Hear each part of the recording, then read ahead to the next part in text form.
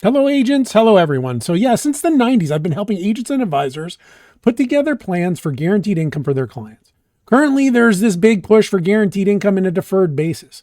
But let me show you things we've done in the past that stopped being popular because interest rates got so low, they became ineffective. Like the guarantees weren't that good enough for people to keep talking about them. But what is old has become new again because rates are up and people need this guarantee. Man, we're overmodulated. Let's lower the volume.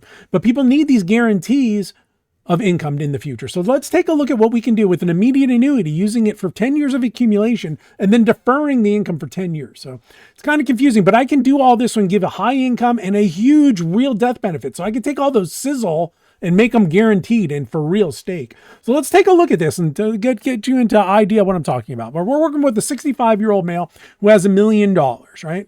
So if this 65-year-old male today takes that $1 million and turns it into an immediate annuity for his life with no less than 20-year guarantee, the income starting immediately would be $69,111. So let's look at this.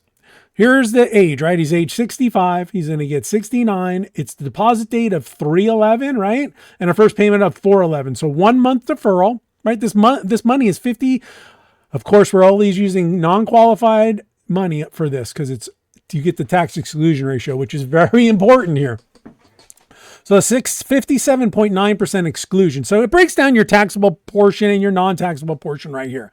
But what does all this mean? So let's say this guy with the life in 20, he takes that $69,000 every year, pays the tax. The taxable portion is $29,000. After tax of 35%, we're going to charge a high tax on this, 35%, leaves $58,927, right? So from the 69, you're at 58 after tax. Now, if we put that in a guaranteed FPDA, a flexible premium deferred annuity with a minimum guarantee of 3%. So I'm going to run off the minimum. It'll more than likely do better than what I'm telling you because the first year rate's like 5% on these 3% minimums. But we're going to run everything at 3%.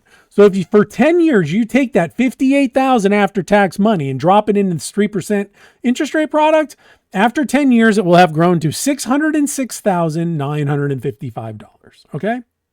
Now we have two options in 10 years. Now the client's 75 years old. He can just start taking his 69,111.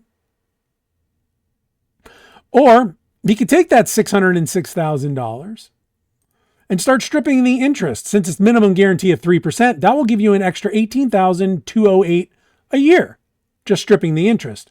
Now, if that 75-year-old decide to annuitize and buy a second SPIA for life in 10, right? Because we ate up 10 years of that life in 20 already. So to match off, you'd only need another life in 10, bringing the client to guaranteed 80, 85. Current rates, of course, I can't tell you what future SPIA rates are going to be, but based on the current SPIA rates, if this was all maturing today, 75-year-old male would get $54,988.01 annually for life in 10. So when you take that, there's the quote, right? The breakdown. And that would be 69% tax excluded, right? Because we paid the tax, but with the gain, between the gain and the deposits, 589 was deposited and 606 available in that FPDA, right?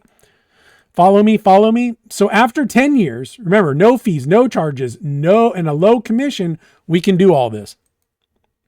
So assuming using full annuitization in 10 years, the client has the $69,111.30 annually through the SPIA, right? That's already been paying for 10 years. Now, if you annuitize that $600,000 value, you would kick off another current rates, right? Based on current rates, $54,988. So that gives a possible future income in 10 years to this 75-year-old of $124,109 off that initial $1 million, right? The death benefit is only the remaining 10 years of those SPIA payments. So let's say this guy died in 1 year after triggering at age 76. Well, you only have 9 years of this 124 coming back. So it's still a good amount of money coming back, but that's the death benefit. It's limited. So if he lived to 86, then it's all gone, no more money. So this is as much as like 12.41 of the initial $1 million coming in. So I don't know about all your riders and, roll-ups and all that. Can it touch this? I don't know. You'll have to do some mathematical equations on that. Now, using the guaranteed SPIA and then just stripping the interest at that minimum guarantee of 3%, or let's say you could do better in 10 years, but let's just look at it to 3%. That would kick off an income now of $87,319.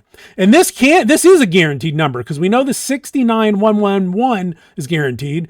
We know the 3% minimum guarantee is guaranteed. So we know the $87,000 would be guaranteed should everything have worked out. You know, they made the deposits and everything grew. So that would equate to an 8.73. So it'd be like a 65-year-old deferring 10 years and then getting 8.73% on the $1.6 million now instead, right? Or no, on that whole million, right? Oh, what is it? 8.73 would be the return on the $1 million. Yeah. So if you're getting 87,000, so that would be like 8. So when you add the 69 and the 18, you wind up with 87,000. So 87,000 is guaranteed. But the coolest thing about this is that 600,000, this is where it's for real, where they talk about, enhanced death benefits and all. This is real. This is a real death benefit, $606,955, because you're just stripping the interest.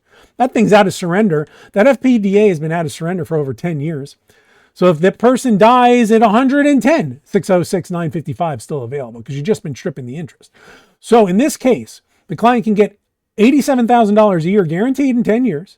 Right? Guaranteed using 2 FPDAs, 3% minimum guarantee, and then just strip the interest at the end of the 10 years with a $606,000 death benefit. I mean, that's really great. I don't know a lot of other companies. And this is no fees, no charges, no roll-ups, no bonuses. You see, and we're getting these incredible numbers. So using a SPIA, deferring the payments, being smart about it, you can do some amazing things. And it's all guaranteed. And remember, the exclusion ratio is huge on these as well.